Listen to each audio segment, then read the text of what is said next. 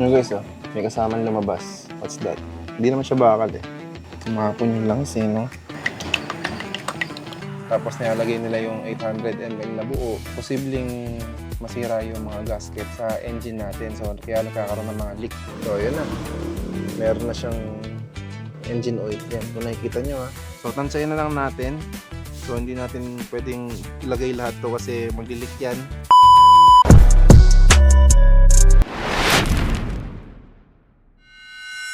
Hello, mic test, mic test. Ayun, gumagana. Yun yabang naka-wireless mic na tayo. So ayun So meron na tayong wireless mic, makakapag-vlog na tayo ng mga long shots. Yung malayo yung camera natin, tapos malayo ako. So yun, magagamit na natin ito sa mga vlog na malayuan. So hindi lang sa POV na nakamotor. So ayun, bago ang lahat, welcome back sa ating channel and this is Dinaki Moto. At kung di ka pa nakasubscribe sa akin channel, mag-subscribe ka na. Alright, let's go! So for today's video, magche-change oil tayo ng motor natin, si Bay, si BMX o Bergman Street X. So dahil 2 months na siyang hindi na-change oil at nung last change oil niya no March 7 pa. So mag-May 7 na ngayon. So ngayon ko pa lang siya mag-change oil, no. So no March 7 ayun yung pang 1,000 kilometer niya. Ayun yung first change oil niya. So ngayon ay yung kanyang second change oil. Sa ngayon, meron na tayong 3,600 plus odo reading. So, mahaba-haba na yung tinakbo ng motorsiklo natin. After na ma-change oil niya nung 1,000, pang 1,000 kilometer niya. So, almost 3,000 na rin, Kasi meron na tayong, naka 2,600 na odo reading na tayo from 1,000. So, ang gamit-gamit nating langis o engine oil, walang iba kundi ang Motul Scooter LE MB. Yung MB na to, pang scooter to, syempre, pang dry clutch po ito. Ang dry clutch po, ayun po ang mga scooter type na motorsiklo. So ito yung gagamitin natin dahil nung unang change oil natin, ito yung ginamit natin. So nalagay lang naman natin dito ay 650 ml. So itong langis na nabili natin ay 800 ml. Pero 650 ml lang ang magagamit natin dito. At syempre may matitira ditong 150 ml. So, maiipon natin yan, Kasi nung nakarang change oil ko, yung pang 1,000 kilometer, may natira ding 150 ml doon. So, pagkasamahin ko na lang yung langis na yun, di ba? So, pag pinagsama ko yun, meron na tayong 300 ml na naipon. So, ipon-ipon lang, di ba? Makakatipid din tayo niyan, di ba? Malaking bagay yung ganun. So, 650 ml lang kasi ang capacity ng engine oil ng Bergman natin. Kaya 650 ml lang ilalagay natin. So nakalagay naman yan sa manual ng Bergman. Tapos sa fan cover ng Bergman, meron din doon nakalagay na 650 ml which is sa inyong engine oil capacity ng Bergman. Paulit-ulit. So itong vlog na to para to sa mga gustong mag-DIY ng pag-change oil ng mga motorsiklo nila. Especially sa Bergman dahil naka-Bergman tayo, So kung first time mo magkakamotor, o first time mong mayroong motor at gusto mong makatipid, ayaw mo nang dalhin sa shop at gusto mo ikaw na lang. So, para sa itong video na to. So, syempre, bago ang lahat, bago tayo mag-change oil, dapat unang-una, meron ka mga basic tools tulad nito. Meron ka dapat socket wrench. So, hindi ko pa alam kung ilang ang sukat ng kanyang drain plug sa ilalim, So, kompleto naman ako ng socket wrench, kaya no worries. So, usually naman 14mm to 17mm ang drain plug ng mga scooter o ng mga motorsiklo. So, depende na lang sa laki ng motorsiklo. So, syempre, pangalawa, dapat meron kang measuring cup. Ayan. So, itong measuring cup na to, nabili ko to sa mall. So, itong measuring cup na to, ito yung mga ginagamit sa baking or sa mga pang-ulam-ulam, ganyan. So, dito sa gilid na to, itong side na to, ito yung pang liquid. So, pang water, pang mantika. Syempre, mantika, engine oil natin, same lang kasi malapot. Ayan. So, itong side na to ay pang liquid. Tapos, itong kabilang side na to, nagamit to sa mga solid, So, mga asukal, mga harina, bigas, yan. Pero, huwag nyo na itong intindihin. Ang intindihin natin itong 1,000 liter or 1,000 ml kasi ito yung pang liquid. So sa mga mall, sa mga palengke meron nito pero mas madali na lang siguro kung tinatamad kayo sa Shopee na lang kayo bumili. Pangatlo, dapat meron kayong imbudo. Yan, ang embudo na to ay para to sa mga motorsiklo at mga four wheels. Ginagamit ito sa mga sasakyan kasi ito ay mahaba ang tip niya, no? So kung gagamit ka kasi ng embudo na pangluto, yung mga ginagamit na typical na embudo sa mga palengke o sa mga bahay-bahay. So hindi yun advisable kasi nga baka matapon kasi yung tip nun maikli lang, di ba? So ito kasi mahaba ang tip, mahaba ang dila, kaya masasapon niya yung engine oil na ilalagay mo. Syempre, walang matatapon. Sa embudo kasi na pangbahay o yung sa mga pamalengke, hindi ka sure. Baka may matapon, di ba? So, kanya-kanya diskarte na lang. So, ikaw na bahala kung paano mo didiskartehan kung wala ka nito. Pero, mas maganda kung bibili ka nito. Sa Mr. DIY, meron nito dahil doon ko to nabili. No? So, yun lang. Yun lang yung mga basic tools natin. Meron pa pala. So, pang-apat na tools na meron ka. Actually, hindi siya tools eh. Kumbaga, ikaw na bahala eh. Kasi pansala yun ng used engine oil ng motorsiklo. Siyempre, lalabas sa ilalim, kailangan merong pansala. Hindi pwedeng wala kasi siyempre madulas yun, tatapon sa lapag. So, kailangan may pansala ka. So, imagine mo na lang kung ano yun, ano. Mamaya makikita nyo naman yun eh. So, yun lang. Samahan nyo ako mag-change oil. Tara, let's go. At kung umabot ka sa part ng video na to, pwede bang po-like, share, and subscribe ng ating YouTube channel. Tsaka pinutin mo na rin yung notification bell para maging updated ka sa mga upload kong video tulad nito.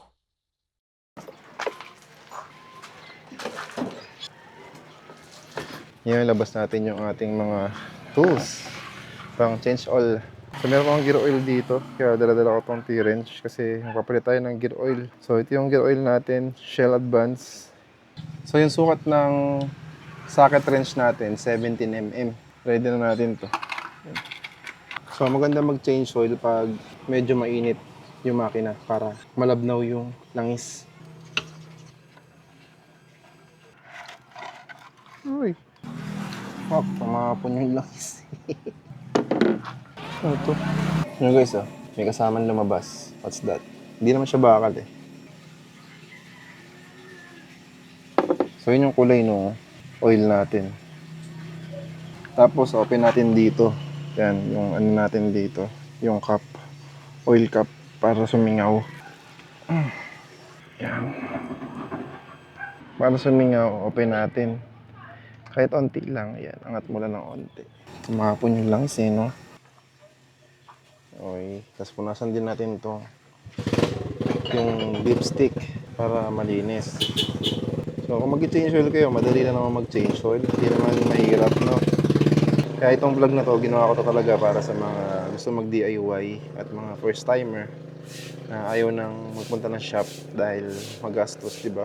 So, ganun na siya kadali pag magtatanggal ng langis. Wala, yung salaan kasi natin, bilog, kaya naiipit sa may center stand. Tumapon tuloy. Di bale, mamaya, linisin na lang natin. So, pag napunasan mo na yung dipstick, lagyan mo dyan sa gilid. Tapos, punasan din natin to. Ito, yan, yung bilog na yan. Yung pinakabunganga. So, yung langis natin, baba lahat. Kasi mainit yung makina. Siyempre, mainit din yung langis. Kaya, malabnaw yung makina. Ay, yung makina. Malabnaw yung oil. Kaya, bagsak lahat. Pero itong oil natin, hindi siya fully synthetic, bali synthetic base lang to. Semi-synthetic, kumbaga. Semi-synthetic lang yung ating gamit na oil. Pero okay lang yun kasi di naman tayo nagdi-delivery. Kaya okay lang yung semi-synthetic. Pero kung marami kang budget, pwede ka mag fully synthetic. Tsaka advisable talaga pag gagamitin mo yung motor mo sa mga delivery. Maganda talaga yung fully synthetic. So yan, okay na yan. So, ang gawin natin, babalik na natin itong drain cap. Yan, babalik na natin itong drain cap kasi magsasaling na tayo ng bagong oil. So, paalala ko lang 17mm ang size ng socket wrench na ito Maganda magigpit ng mga ganito, lalo na pag sa drain cap. Dapat kamay lang gamit. Huwag tayo gamit ng baril kasi napapuwersa. Pwedeng mabilog or lost thread. So, gastos yun pag ganun yung ginawa nyo. Pwede naman yung ganun, pero dapat tansyado mo. So, okay na yung kamay, mano-mano, lalo na pag wala tayong torque wrench. So, pag ganyan maigpit na, all goods na yan. Nakit ng kamay ko. So, next natin, magsali na tayo ng 650 ml na oil. Kasi 650 ml lang tong natin engine oil, yung capacity. So, makikita mo naman yan dito. So, yun. Ayan o. So, ito, meron naman nakalagay dyan na 650 ml. So, yun yung engine, oil capacity ng engine ng Bergman Street X. Sa Bergman Street, alam ko same lang din. Tapos, nasa manual din yan na 650 ml ang engine capacity. Engine oil capacity ng makina. So, salin natin dito sa measuring cup natin. So, dapat malinis. Mahirap na, di ba? May papasok sa makina natin yung may mga bato-bato. Yari. So, yan. Malinis na. So, shake na natin tong motor natin bago natin ilagay. Yan. So, 650 ml ang lalagay natin, ha.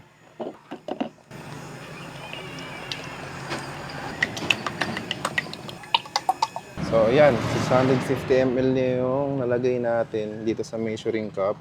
So, nagsobra lang ako ng onte, siguro mga 5 ml.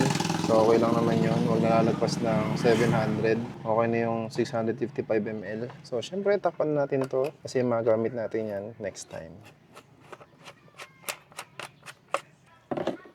So, ang engine oil capacity ng Bergman is 650 ml lang. So, kung nagpapa-change oil kayo sa shop, tapos nilalagay nila yung 800 ml na buo, posibleng masira yung mga gasket sa engine natin. So, kaya nagkakaroon ng mga leak. Kaya nagtataka tayo, ba't nagli-leak yung engine natin? Tapos may tumutulo dun sa lapag. So, ang cost nun, kasi ibig sabihin, sobra sa engine oil. Kaya nasira yung mga gasket. Tapos, pwede siyang lumabas sa air filter. Kaya minsan, yung air filter natin, may langis, no? So, nagugulat na lang tayo. Ano sira ng motor natin, ganyan-ganyan. Hindi natin alam, yung nilalagay ng mga mekaniko sa shop is sobra-sobra. So, hindi kasi nila alam. O yung iba alam, pero yung iba, hindi alam kung ano yung capacity ng engine oil ng motor. So, lagi lang siya lagay ng 800 ml, pag 125cc, 800. Pag 110cc, 800 ml. So, hindi nila alam kung ilan yung capacity ng motor. Merong 150cc na 800 ml lang ang capacity ng engine. Tapos, meron ding 1 liter ang capacity ng engine. Yung mga ganong motosiklo. So, lagay na natin yung ating 650 ml na Motul LE sa ating motor. So, ito yung embudo na gagamitin natin ngayon. So, syempre, dito yan nilalagay. Yan. Mahaba yung tip, di ba? Ayan, mahaba yung tip. So, dito ka na maglalagay. Yan, nalagay mo na sa dila ng embudo.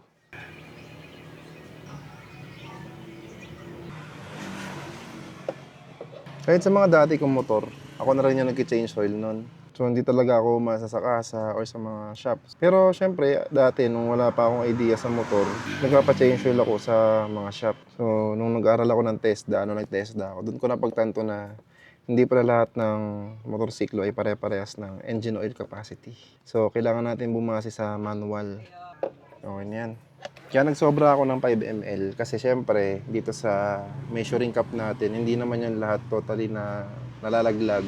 So meron yung mga nasa gilid-gilid na natitira. Yan, katulad yan, ayun, sa loob. Kaya magsobra kayo kahit mga 5 ml lang. Punasan natin ulit yung dipstick natin. So kailangan yan. So ilalaglag natin to, kailangan tumama yung engine oil dito, no? So, yun na. Meron na siyang engine oil. Yan, kung nakikita nyo, ha. Yan, meron na siya. So, lock na natin yan.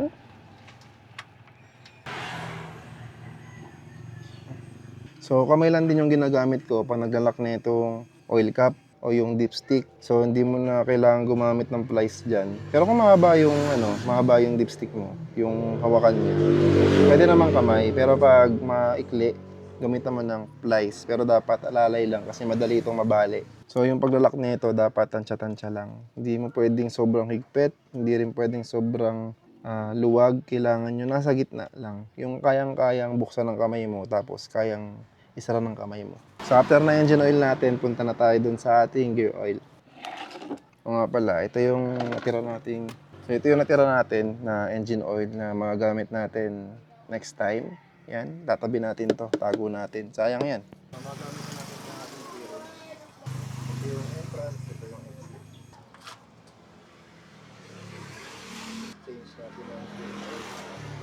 Hindi ko nalagay yung mic ko. So, di ko alam kung narinig nyo, no? So, ulitin ko.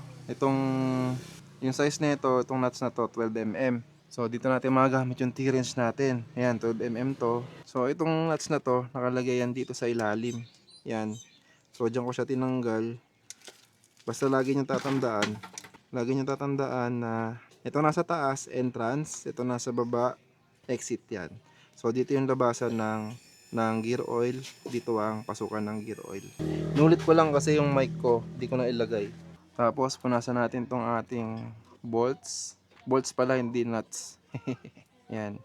Tapos, medyo sideways natin yung motor para lumabas yung ibang oil. So, punasan natin agad kasi baka pumunta sa gulong, madulas yan. Hindi natin alam. Pupunta sa gulong natin yan. Ayan may nalabas pa. Kita niyo yan? So, okay na siya. Gagawin natin ngayon, punasan natin to. So, punasan natin yung lagayan ng bolts. Tapos, balik na natin yung bolts na napunasan na.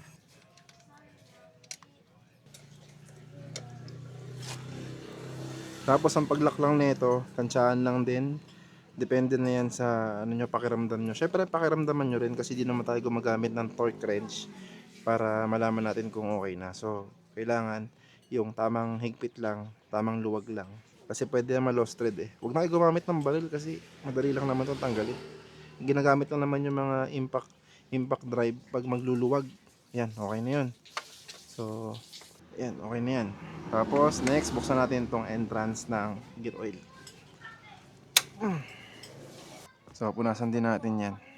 So, yung gear oil natin, ayan na siya. So, hindi ko na to may disalin kasi kung isalin ko to doon, may hirapan ako. Kaya, tatansyahin na lang natin, no?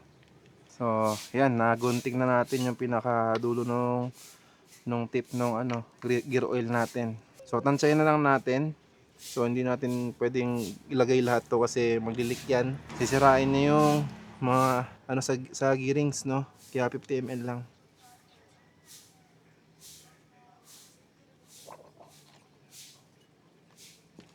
Nilabas niya, 'di ba? So, ibig sabihin, sumobra tayo ng lagay. Kaya naglabas siya ng gear oil. Buwasan pa natin ng onte kasi medyo madami na lagay natin. Patuloy muna natin. Kailangan dyan, wala nang tumulo. Kasi parang natira na lang dito, mga 30 ml. May natulo pa. Ibig sabihin, madami talaga. So, yan, okay na yan. So, sarado na natin. So, pag sinarado siya, ganoon na lang ulit. Tansyahin nyo rin yung lakas nyo. Ayan, okay na yan. All goods na. So, yun lang, no? So, napakadali lang mag-change oil. So, itong vlog na to, para to sa mga first timer. Gusto mag-DIY ng motor nila, especially dito sa Bergman. So, lahat naman ng motor, pwede yung ginawa natin. So, ganoon naman mag-DIY, madali lang naman. So, yun, konting tulong lang para iwas gastos na rin lalo at mamahal yung gasolina ngayon. So, yun, maraming salamat sa panonood.